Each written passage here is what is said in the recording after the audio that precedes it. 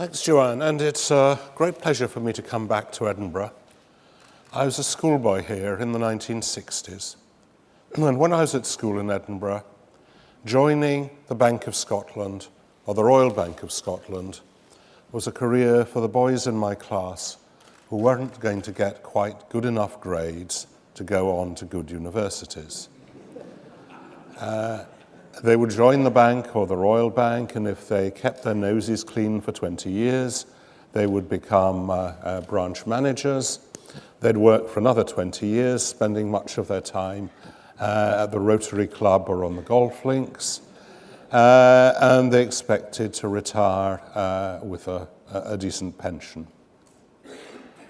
40 years later, when many of these people had taken early retirement from the Bank of Scotland and the Royal Bank of Scotland were run by very much cleverer people with good degrees from good universities, MBAs from well-respected business schools, and yet they ran the banks not just worse, but much worse than the rather dimmer predecessors who had gone before them. That's the process which I've called financialization. Essentially, the world which changed. That's my book, which you will all have an opportunity to buy if you haven't done so already. That's my book. But it describes this process of financialization in which banking moved from being something like that. You can see the Wells Fargo Pony Express and where it ran to in Nevada. You can see J.P. Morgan, the great patriarch of the banking world, to something like this.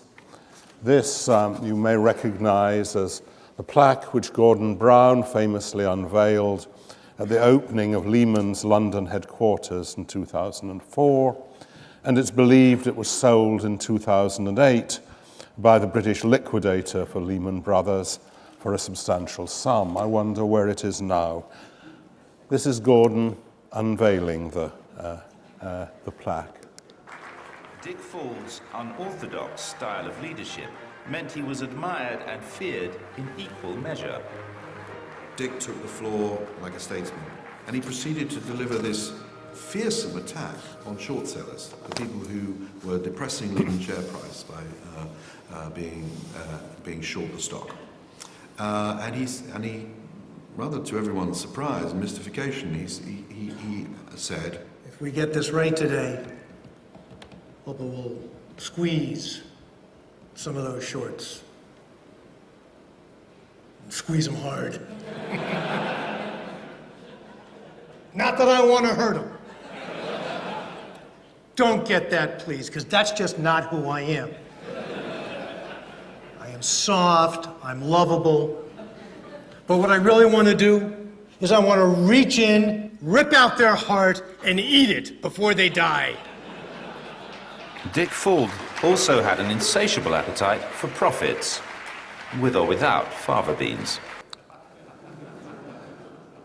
That is the way in which, over that 40-year period, our financial world shifted from one that was very largely based around relationships, the one that my school colleagues developed in the Rotary Club and the Golf Club, to one that was based on transactions and trading.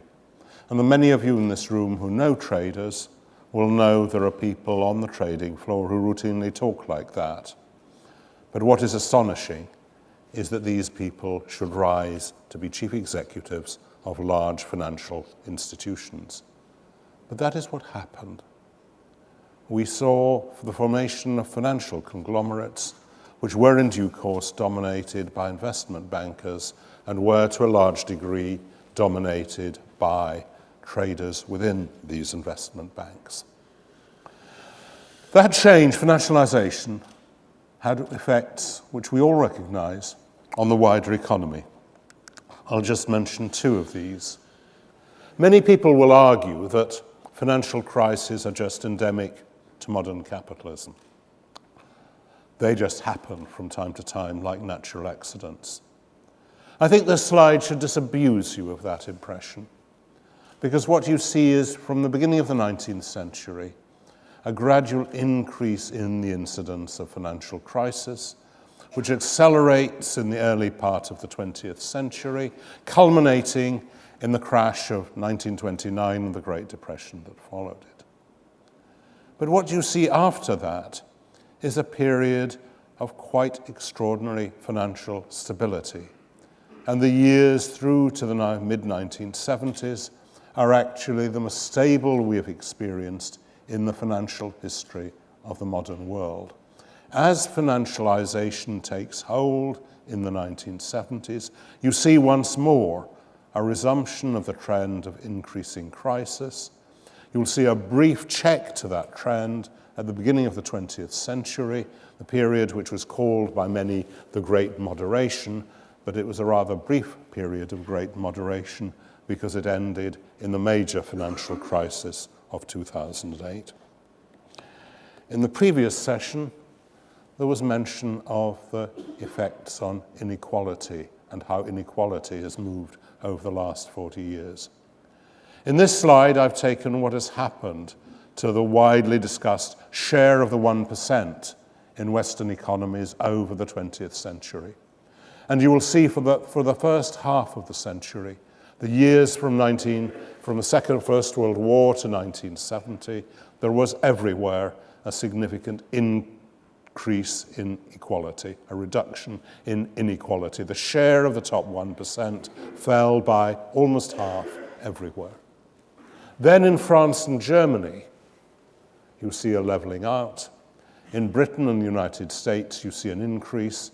And in the United States, the increase is so large that the share of the 1% in total incomes in the United States is actually larger today than it was 100 years ago. So the rise in inequality is correlated with financialization. And if we look at who the composition of the 1% are, we find that the dominant occupational groups in it are people who work in the finance sector and senior executives in corporations. So financialization has had wide effects on the real economy. And it prompts people to ask, so what does finance actually do? Well, what people who work in the city today actually do is, to an extent that almost defies imagination, they trade with each other. Let me give you 3 or 4 examples. World trade in goods and services has expanded very rapidly over these 40 years, but world trade in foreign exchange has expanded far faster than that. Today there is a volume of trading in forex markets which is 100 times the underlying volume of global trade in goods and services. A lot of people still think that what banks do is they take deposits from savers and they lend them to businesses. If I explain that lending to non-financial business accounts for less than 3% of the assets of British banks, then most people outside finance are surprised, and indeed most people inside finance are surprised as well. The total volume of exposures under derivative contracts today is of the order of $600 trillion, which is a mind-blowing figure because it's more than twice the value of all the assets anywhere in the world. And a company called Spread Networks did 3 years ago complete a telecoms link across the Appalachian Mountains, whose purpose was to reduce the time it takes to transmit data between Chicago and New York from 7.3 milliseconds to 6.6 milliseconds. Just to give you an idea of what that involves, the irreducible minimum, according to the laws of physics, is the time at which it takes light to travel between Chicago and New York, which is actually 4.3 milliseconds. We're nearly there, but we haven't quite got there yet. What is it all for?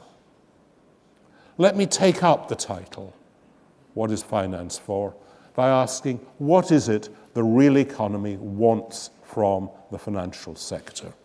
And make no mistake, finance is vital to us. There are no effective modern economies without a substantial financial sector. But what we want, I believe, from finance is four things, essentially. We want a payment system. We want to be able to receive our wages and salaries. We want to be able to pay our bills. We want to allow businesses to transact with each other. And operating the payment system is the essential utility of finance, and it's actually what most people who work in finance actually do. Most people who work in finance aren't masters of the universe. They don't earn telephone number salaries. Indeed, the majority of them are doing rather mundane jobs in call centers and bank branches. I talked about the share of the top 1% in total income. When I looked at the remuneration structure of Barclays Bank, I reckoned that the top 1% of employees in Barclays Bank account for around 40% of the total remuneration of employees of the bank. And the majority of people who work for Barclays actually earn less than £25,000 a year, which is below the British median wage. So the payment system is the essential utility.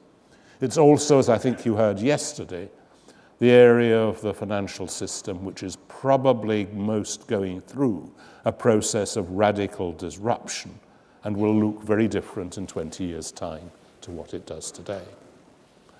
Second area in which finance matters is to do with wealth management. That's a term that has been appropriated recently for high-end services provided to high net worth people. But I mean wealth management in the broader sense, the sense in which the people in this hall are engaged in it. The business of enabling us to fund our education when we're young, buy our houses, make provision for our retirement, and pass our wealth on to subsequent generations. That's the second and critical function of the financial sector. The third and fourth are what most people who work in wholesale financial services are actually engaged in, which are to do with capital allocation and risk mitigation. And I want this morning to say a little bit about each of these two and how well the finance sector is performing in relation to the underlying needs in these sectors of the real economy. If we want to look at the capital allocation process, there are two ways of looking at the business of translating household saving into physical assets. We can start by looking at the physical assets. We can walk the streets of Edinburgh and look at the value of the houses, the buildings, the offices, the shops, the cables, the roads, the bridges, and so on. And if we do that, we get a picture that looks something like this. And this is a central fact about the capital stock of a modern economy.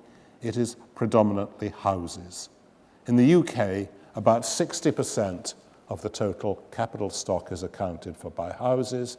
It's a similar proportion in France. It's slightly lower in France and in Germany and the United States. But it's still true that capital allocation, capital stock is dominated by housing, and therefore the central part of the capital allocation process is housing finance.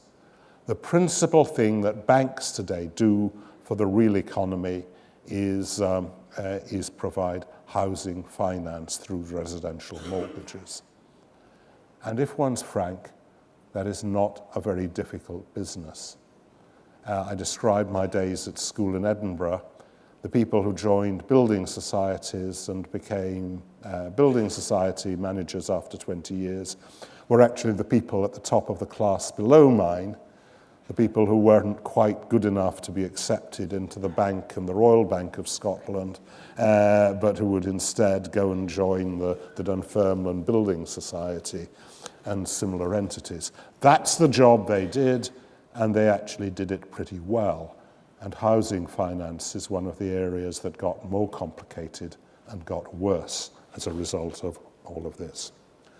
The rest of our capital allocation process, the bit which people in this room are primarily concerned with, is the remaining three: commercial property, other structures, plant and machinery. These are the areas of long-term savings and investment. These are the routes for long-term savings, and they are the vehicles of long-term investment. And they're in Britain of roughly equal size: commercial property, infrastructure, and other business investment. It's quite important to understand that today business investment is relatively small in relation to the total. Business is actually much less capital intensive than it used to be. In the 19th century, the stock markets we know came into being essentially to finance railways and railroads in the first instance. Very capital intensive businesses where the capital was extremely specific to the particular needs concerned. There's not very much you can do with a railway except run trains on it. The great corporations of today are Apples and Googles and Microsofts. They're not very capital intensive. Apple has a market cap today between $500 and $600 billion. Of that, tangible operating assets account for less than 20 billion. In the previous session, there was mention of Apple's long-term bond issuance program. It's worth mentioning that the reasons for Apple's bond issuance program have absolutely nothing to do with raising funds for investment. Apple today has the largest cash pile ever accumulated by any company in the world. Apple is borrowing money not because it needs the cash, but as a piece of financial engineering in order to avoid the need to repatriate any part of that cash mountain to the United States. So business is in this sense less capital intensive, and at the same time, as you all understand, savings are institutionalized. Most household savings now. In the 19th century, people would invest directly in railway equity and in railway bonds. Today, direct holdings of securities by individuals outside the United States are really no longer an important part of the total.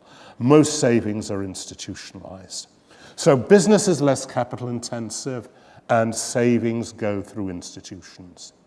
And that means there's actually more opportunity, not less, for the relationship-based finance that has gradually disappeared, and less need, not more, for the trading in secondary markets that has so spectacularly grown in volume over the period.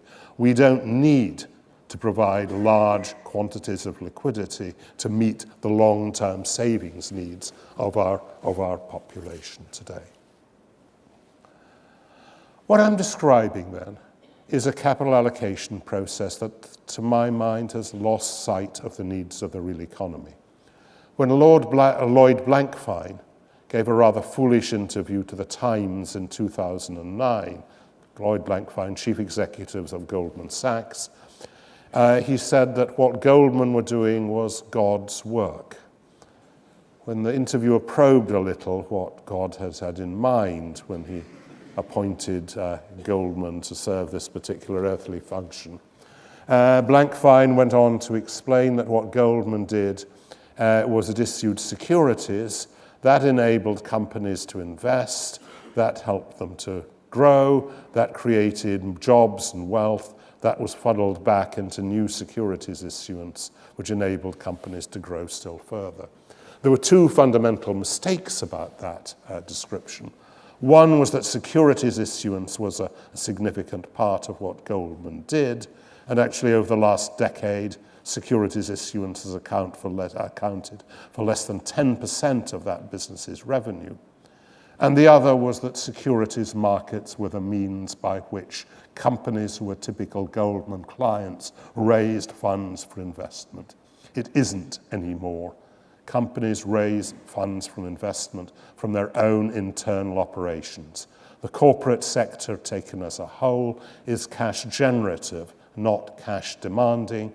And I discovered when I did the review of equity markets 3 years ago that actually UK stock markets, equity issuance there had been negative, not positive, over the last 20 years. More money had disappeared from the market through share buybacks and acquisitions for cash than had been raised in new issues or rights issues. That's some remarks about the process of capital allocation.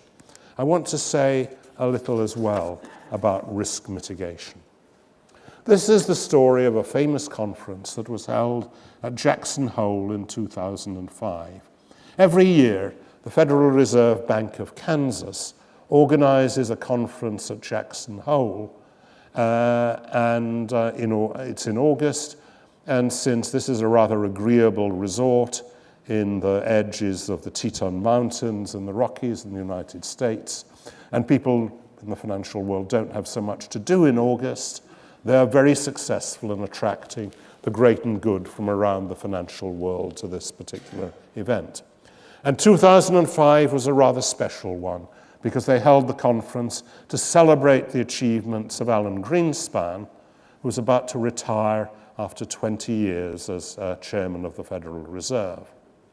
There was someone who went along to that event determined to spoil the party.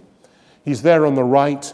His name is Raghu Rajan, and he delivered a paper at which he explained that in his view what was going on in the financial system at the time was the assumption of a great deal of long-tail risk, and that was something that was likely to end in tears sooner or later.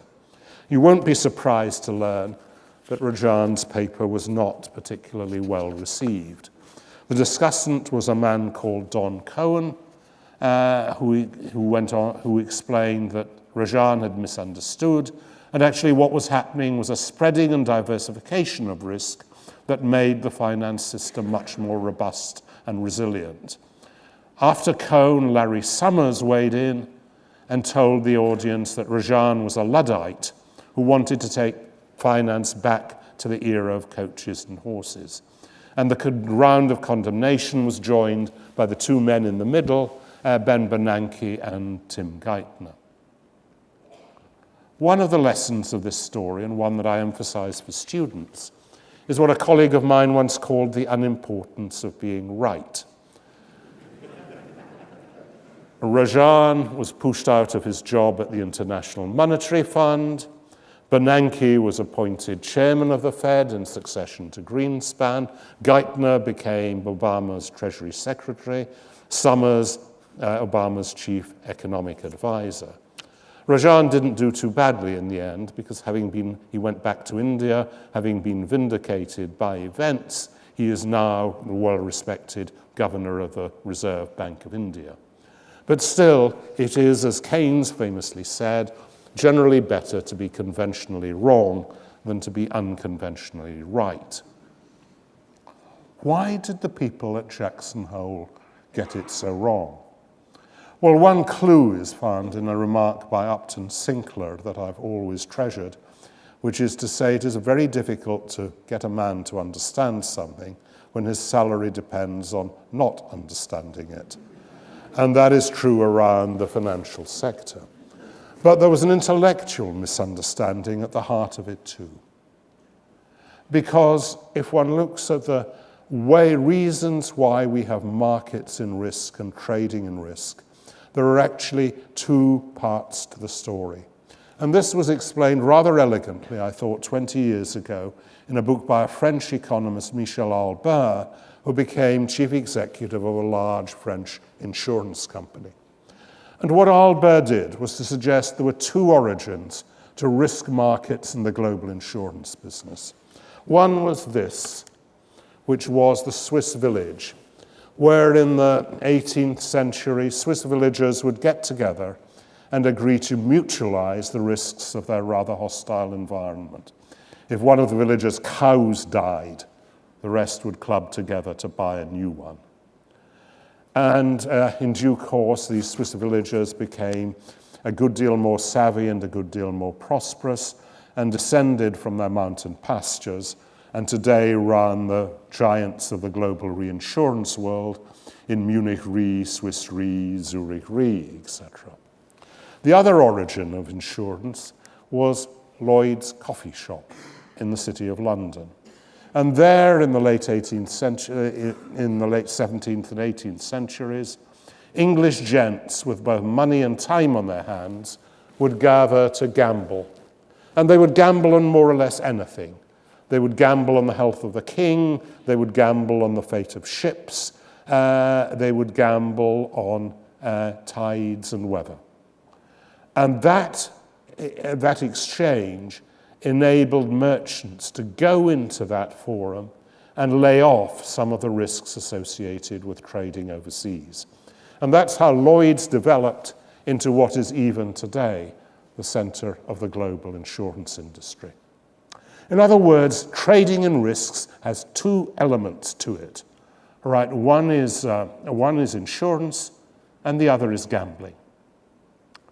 And when the credit default swap was invented in the 1990s, London QC Robin Potts was asked the question, so what is this instrument? Is a credit default swap insurance, or is it wagering?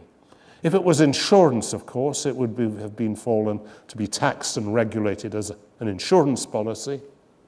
If it was a gamble, it would have fallen to be taxed and regulated under the Gaming Acts. Well, Potts was able to conclude what ISDA, who commissioned the opinion, hoped he would conclude, which is that it was neither of these things, and had escaped either form of regulation and either form of taxation. And that, of course, set the scene for the explosion of the credit default swap market in London and then in New York.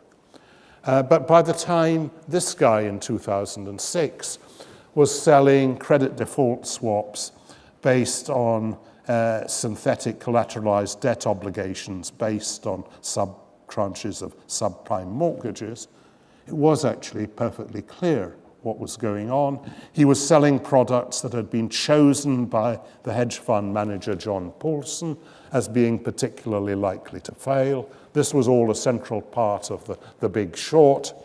And this is what Fab Touré, the Goldman salesman involved in it, said to his girlfriend, not to his clients.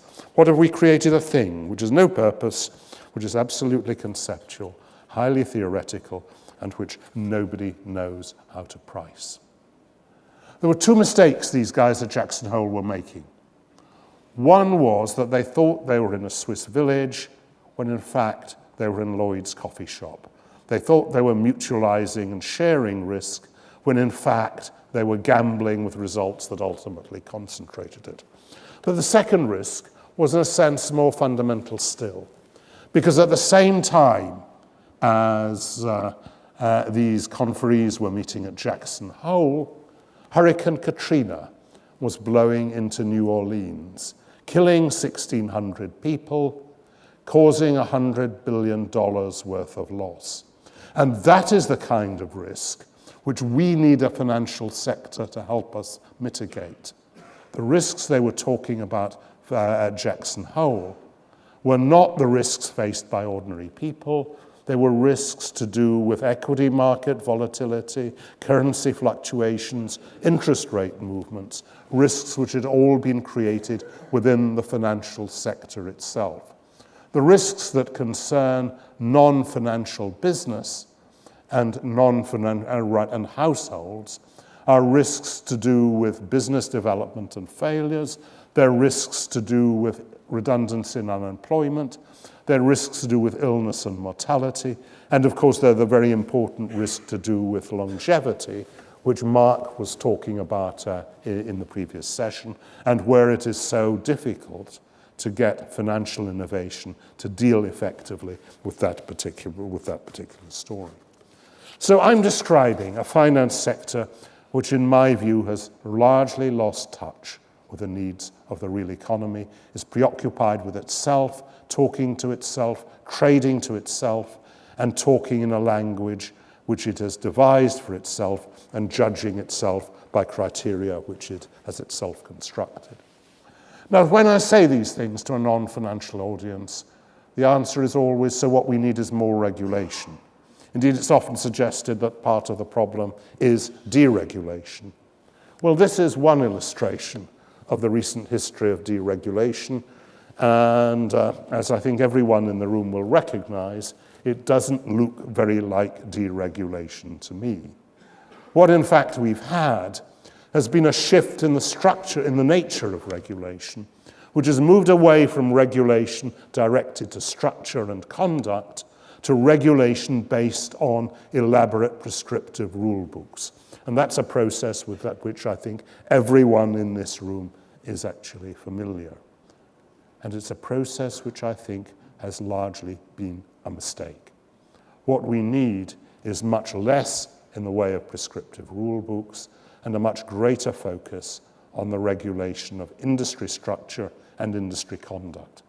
That means in the structural area, much more specialist institutions which are focused on delivering particular needs in the areas of infrastructure, in the areas of commercial property development and management, in businesses, asset managers who have much more focused, concentrated portfolios based on greater and stronger relationships with investee companies.